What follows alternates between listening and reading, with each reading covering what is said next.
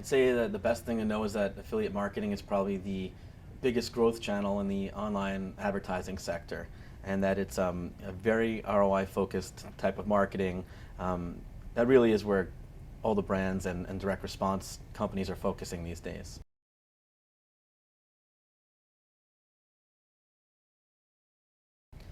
I like to think we're towards the top of that online performance marketing ecosystem, if you will. We work with a lot of major brands and direct response companies, bringing a lot of new advertisers into the online performance industry. We act as an online performance marketing agency. So we're working with advertisers, we're doing search engine marketing and affiliate marketing, social media, pretty much every major channel. So we're really towards the top of the chain trying to bring new business to the industry.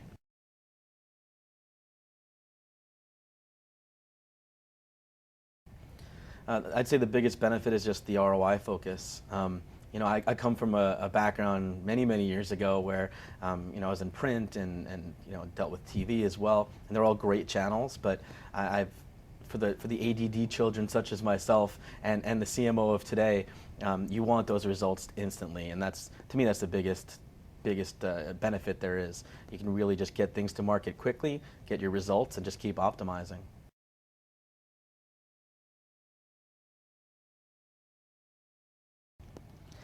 That could be a pretty lengthy process, but I'd say I recently wrote a CMO's Guide to Performance Marketing, and I kind of cover off on these points. And there's no very simplistic magical formula, but the best thing to do is just first off know what you want to do. What is your goal? Do you want to generate leads? Do you want to generate sales?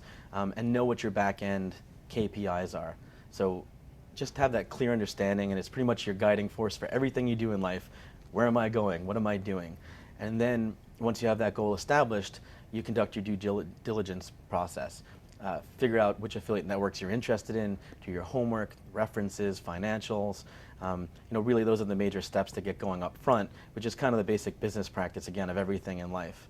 And then once you're set with your choices, it's important to launch that campaign, really monitor it aggressively, and then also just optimize. Find those sources that are really performing well, feed them with more money, and then cut off the ones that aren't performing. So it's kind of a nice cycle. Keep bringing products in and constantly launching them, testing. Always be testing. You never know what's going to work on any given day, and just keep monitoring it aggressively.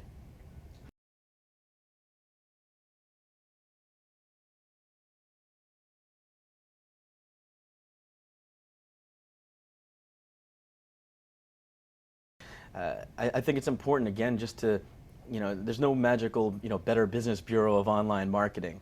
So it's important to do your research, talk to some of the bigger players, companies like MediaWhiz, where we have the industry experience for a good decade or so. Really understand, who you're working with, get that background. And then the other piece is really, these days I see a lot of it, and it should always be part of the model, is your brand integrity. Are you monitoring it? So now you launched the campaign. What are you doing to make sure that folks are following the guidelines? You're everything from a logo color to a creative. Are they using what you asked for? And the better companies, the better performance marketing networks, are the ones that'll do a lot of that compliance work for you. There's a lot of tools out there. They should invest in their own technology and development. Really make sure that they have a holistic program where it's not just throwing leads in the front door. What are they doing to monitor and optimize it on the back end?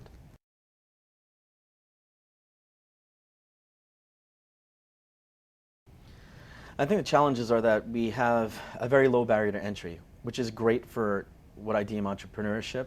I started as an affiliate myself, again, over a decade ago, and you really, the affiliate marketers are what drive the performance of this industry. They're the ones constantly testing and investing on their dime.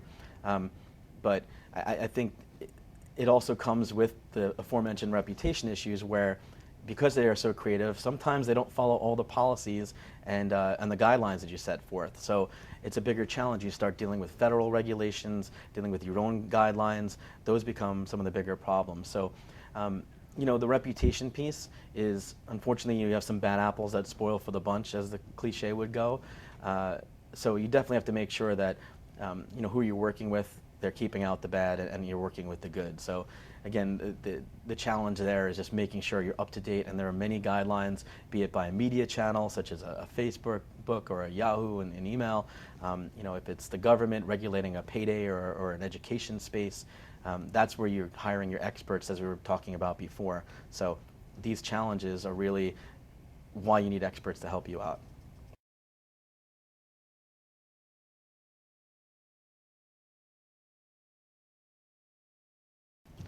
I think the answer to that is a definite yes. Much easier said than done. We have certain standards boards like an IAB, what have you, but as we were talking about before, challenges, there really aren't severe repercussions. Now we see fines, things like that, but we as a performance marketing industry need to create guidelines, get together, the biggest heads, the biggest companies, even the small ones, doesn't matter. Everyone agree to a set of standards and rules so that if someone's not following it, there are repercussions. Block that barrier to entry. Have people get certified. I look at the CPA world, and that being the accountant world. That's just one example. Legal, they have to renew licenses, things like that. You're not going to go work with someone who isn't accredited. I think that's what we have to move to, a model where if you're a publisher or if you're an advertiser, both sides have to make sure they're following the standards. And again, the industry has to get its biggest, influencers together and really decide on a set of standards and enforce those standards.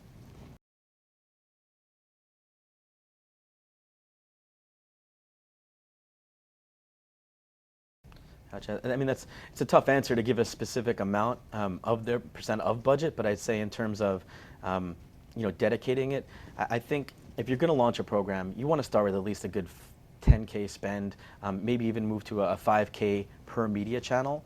I definitely think if you look at the overall performance and just in terms of what I would say common sense, who's raising their hands that you would be marketing to, you're doing something like search engine marketing, email marketing, display. These types of channels are where people are actually active and are interested. So maybe testing out those couple of channels, social media. Invest a good $5,000 in each channel. It's not expensive, and it's important to get that statistical significance out of the channel. So it depends, again, what type of advertiser you are, what you're looking for. It could be senior citizens, it could be people that are moms. It doesn't matter. Obviously that'll help dictate which channels, but it's good to test across a bunch of different channels and optimize within.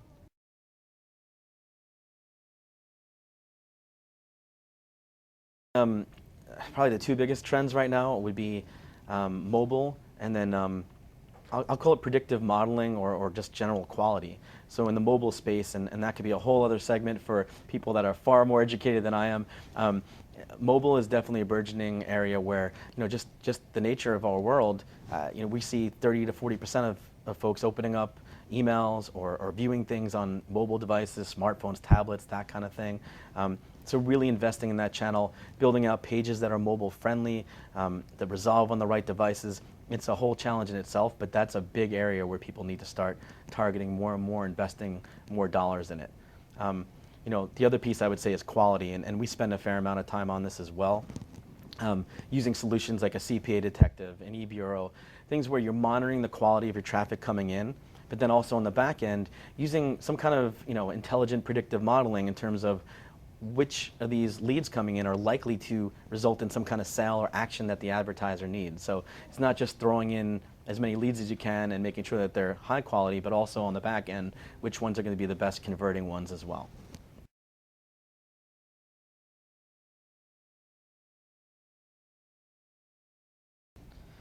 Well, I think the biggest piece of that is being transparent.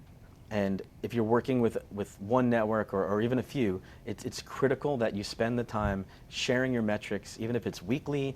Daily is probably too much, but at least weekly all the way through. So, a performance marketing company such as us, the MediaWhiz affiliate network, or monetize it if you will, we're constantly working with advertisers and bringing in their offers.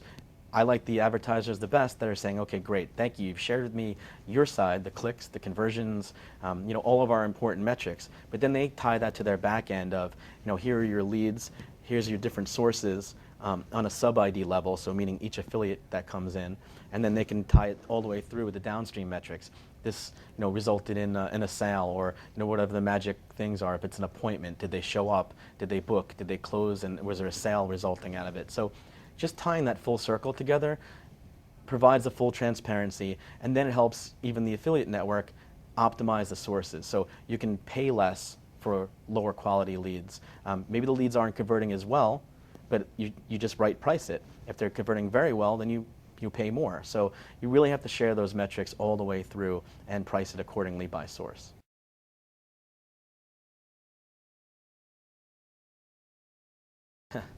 I would say some of the things I was mentioning before, but I think there's going to be a heavy shift towards mobile. MediaWhiz itself has actually been spending a fair amount of time on this, and it's no surprise, throughout the industry there's applications being downloaded all over the place and banner advertising. So I think mobile, again, just is a very big area that no one fully understands yet. It's too nascent. I mean, I was at a conference at Google headquarters about a week ago, and they have some interesting perspectives on it, but even they don't know the full extent because it's so new. So this kind of takes me back to what performance marketing was 10 years ago. Wide open space. Now's the time to get in and define it and really make headway. So, to me, again, mobile is a big thing. And then just going back to the self-regulation piece. There's a lot of companies out there that have, either gone out of business or consolidated just because the cash out there, it's a huge cash flow issue. When you become a bank and you're funding affiliates all day long and getting paid on, let's just say, longer terms from an advertiser, so you have that piece of it. And then you also have the compliance issues where they're not being regulated properly. The government has been stepping in, for these rebill offers, or for, like I said, certain verticals as a finance industry or education. They're getting more and more involved. So I'll make the self-regulation pitch again. We need to be, I'll call it on the offensive, take care of ourselves so we don't start getting that pressure from the outside. But those two to me are the biggest things for the industry.